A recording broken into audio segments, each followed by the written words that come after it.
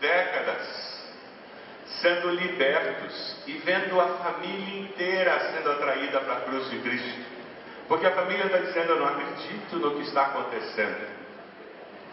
Nós temos visto o processo de libertação, pessoas envolvidas com o oculto sendo libertas, curadas, e Deus fazendo a obra. Queridos, quando nós pensamos no processo de discipulado contínuo, nós temos que entender que as pessoas vêm com as machucaduras que elas têm, com as dores que elas têm. E a igreja tem que ser um lugar de braços abertos em que as pessoas sejam aceitas como elas são. Nós não podemos ter uma igreja assim, que o processo de discipulado é fazer todo mundo igual ao pastor. O esposo de uma senhora da nossa igreja não era crente e não queria vir à igreja. E de tanto a esposa convidar, um dia ele disse: tá bom, eu vou. Todo tatuado. Ele disse: eu vou, mas se alguém falar alguma coisa do meu boné, eu levanto e saio. E botou um boné para trás. Bermudão, camiseta, todo tatuado.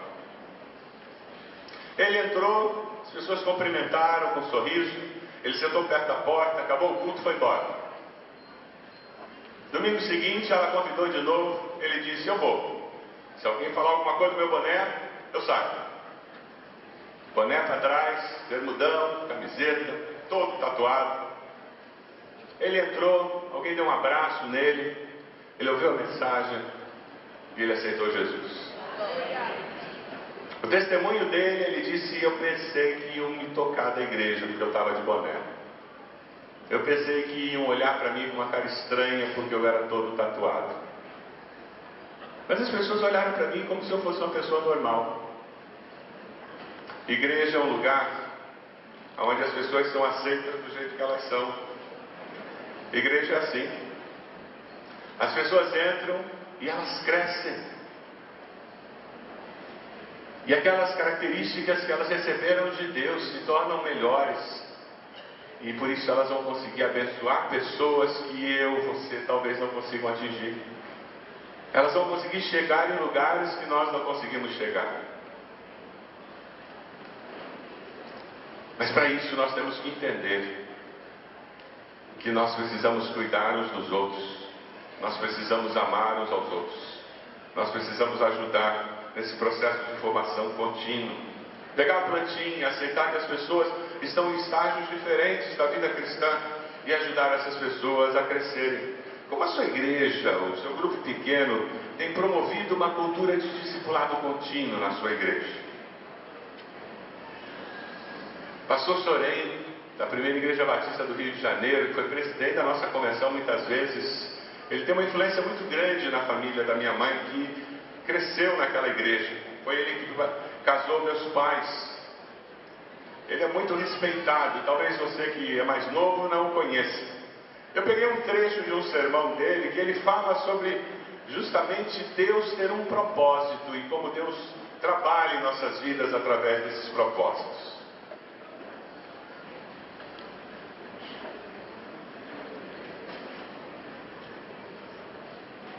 Tem som esse slide?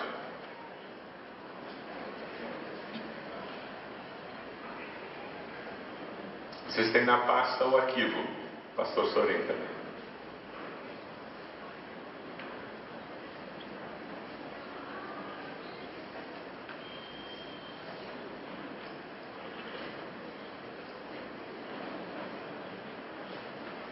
Deus tem os seus planos e os seus propósitos.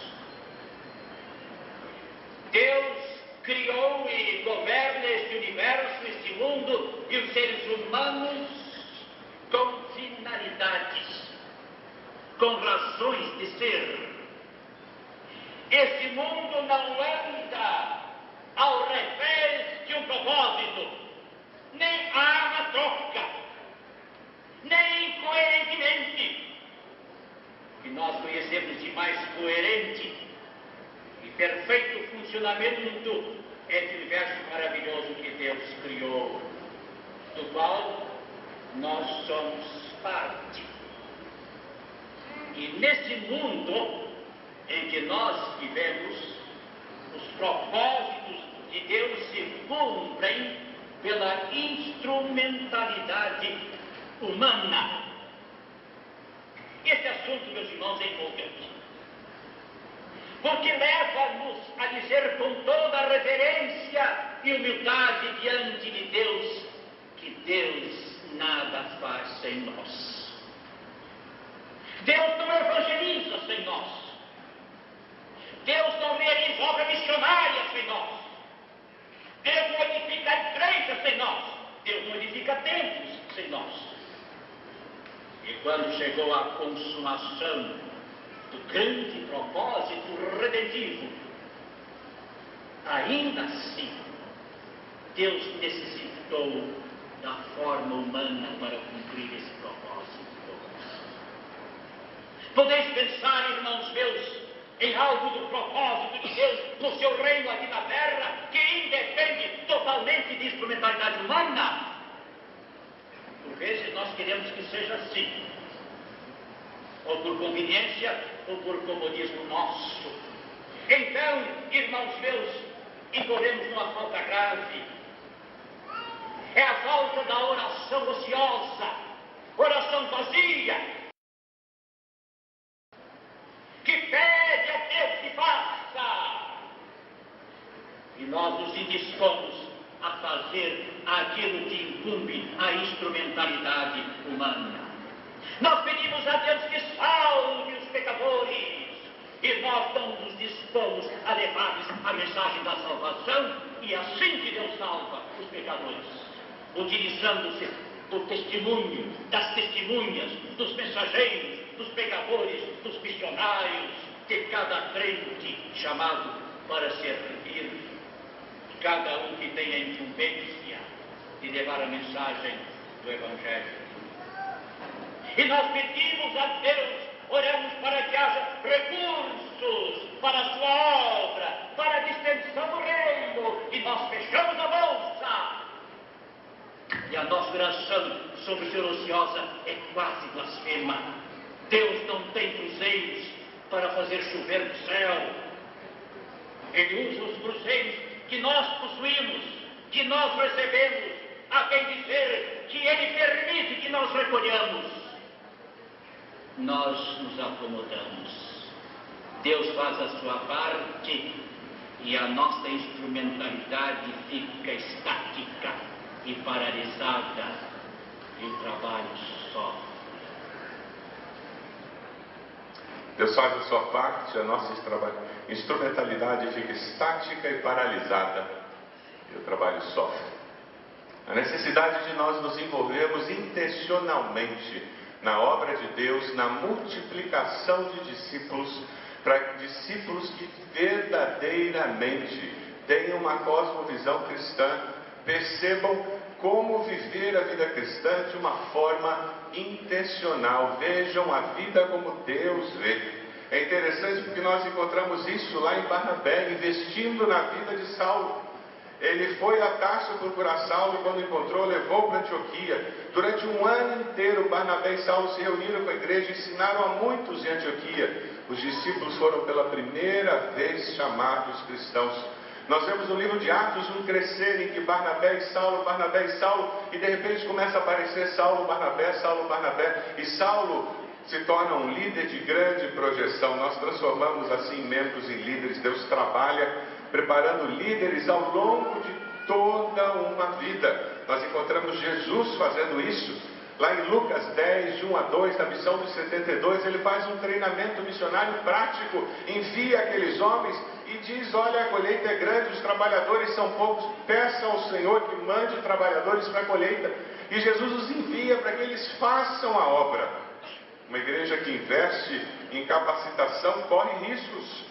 Pela fé corre riscos de liberar liderança para novos líderes, novas gerações, entendendo que só expandiremos o reino de Deus quando nós expandimos o número de líderes, investimos em novas gerações. Jesus, mais do que ninguém, um exemplo disso.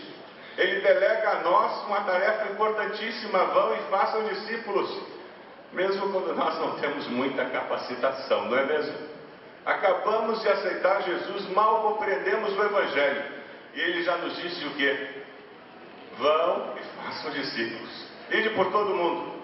Porque ele acredita que é possível, sim, aprender enquanto fazemos. Nossa igreja, 5 anos atrás, tomou uma decisão estratégica: diminuir a faixa etária da liderança da igreja. Já conseguimos diminuir 7 anos na média de idade da liderança da nossa igreja.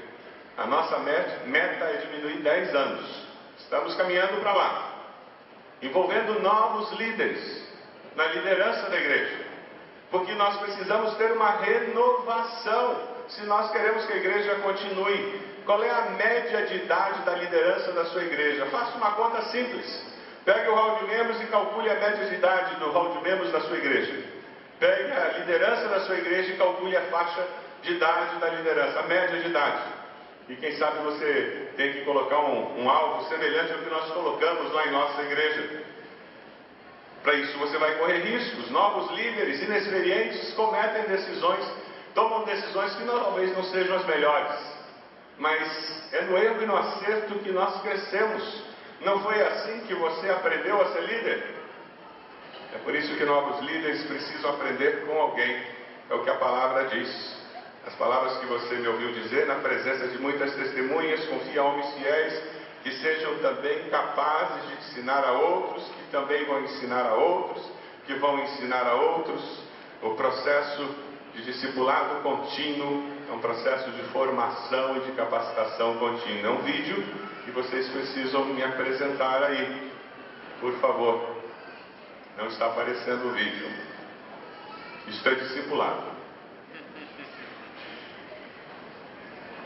Isto é discipulado, por favor. Um vídeo que rodou aí pela internet, talvez você já tenha visto, é muito interessante. Ide, façam discípulos. E se ide parecesse menos com um culto entre 4 paredes, e mais com uma comunidade que espalha a santidade bíblica por toda a terra. E se fazer discípulos parecesse menos com shows e apresentações, e mais com uma comunidade missionária a serviço do povo. Se fizéssemos menos eventos, produções, prédios, reuniões e programas, poderia significar menos estresse com despesas, dívidas, reuniões e arrecadação.